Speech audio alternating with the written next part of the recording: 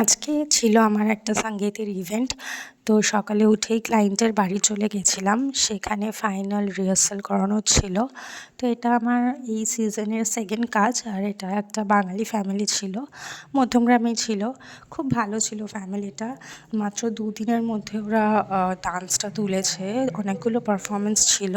তো তারপর আমরা বেরোলাম, বেরিয়ে কিছু ফুল কেনার ছিল আর কি গ্রুমের জন্য, কিনে ভেন্যুতে গেলাম।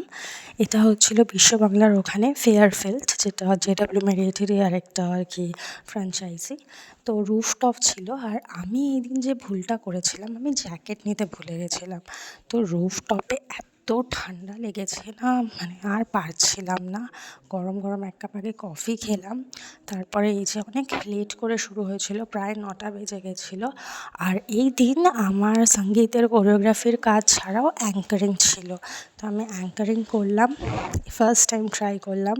আমার তো বেশ ভালোই লেগেছে। এই যে অ্যাজ ইউজুয়াল ব্যাক স্টেজে আমরা একটু মজা করছি। তো এই মজা করার পরে ঠান্ডায় কাঁপতে কাঁপতে বাড়ি এসেছি। আর ইকো পার্কের জায়গাটা না জাস্ট মনে হচ্ছিলো আমি মরে যাব, কারণ ওটা পুরো ফাঁকা। তো এত কষ্ট হয়েছে ওই দিনকে আমার, মানে জাস্ট বলার মতো না।